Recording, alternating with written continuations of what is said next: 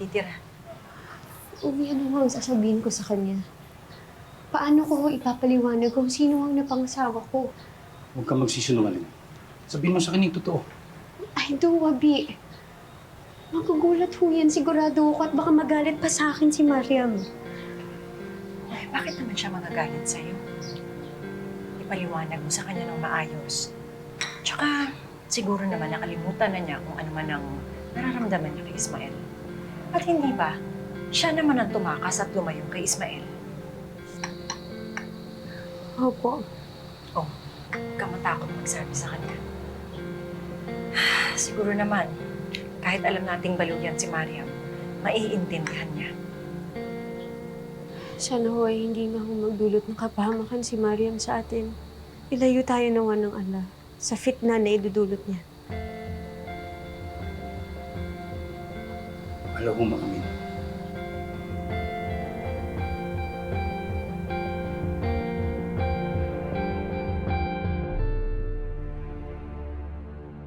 Muslim ka na ba talaga? Nangangapa pa, pero alam mo parang nagugustuhan ko na yung way of life nila. Naku ha, ikaw ha. Siguro makakapag-asawa ka na rin ng 4, no? Kung yun yung kalooban ni Ala, bakit hindi? Ano magagawa ko? Naku, sinasabi ko na nga ba, yung mga lalaki kaya nagmumuslim kasi gustong makapangasawa ng marami. Hindi naman lahat. Maniwala ako sa'yo. Eh, di ba inalam mo pa nga kung saan makikita yung Ismael na yun? Baka talaga, Edgar. Sobra ka na talaga kung magmahal. Kaso, may asawa na nga si Farah, di ba? Kaya ano pang mahihita mo dun? Wala naman na talaga akong magagawa eh. Gusto ko lang maging masaya siya sa buhay niya. Gusto ko lang malaman ko na okay siya. Yun lang, masaya na ako rin. Well, kung yung asawa ko ay may iba pang asawa, hindi siguro ako magiging masaya nun. Di ba? Muslim man ako o hindi. Kasi yun yung natural na psychology ng lahat ng mga kababaihan.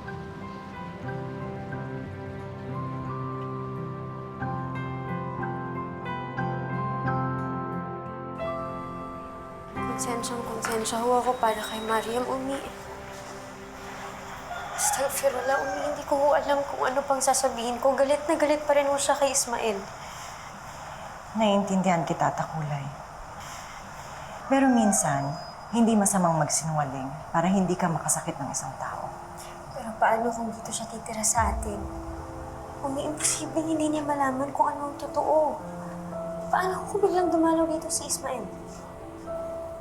Kulay. Tsaka mo na problemahin yan. Pagdating ng panahon na, ingatan ka na walang ala. Paano? Huwag na kami ng umi mo. Sayang din naman kasi kung hindi kami magbubukas ng tindahan. Okay ka lang ba dito? Ingatan mo kayo ng Allah. Ikaw rin, ingatan mo ala. Oh, magpapahinga kang mabuti ha. Kumain ka para hindi ka na mag-spotting ulit.